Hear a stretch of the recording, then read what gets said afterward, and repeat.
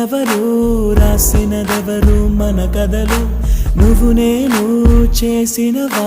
మన పేరున జరిగే పనులు ఇది మంచి అని అది చెడ్డదని తూకాలు వెయ్యగలవారెవరు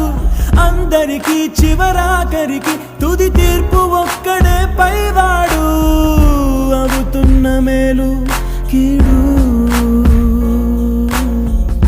అనుభవాలేగా రెండు దైవం చేతి బొమ్మలేగా నువ్వు నేను ఎవరైనా తలో పాత్ర వేయకుంటే కాలయాత్ర కదిలేలా నది సంద్ర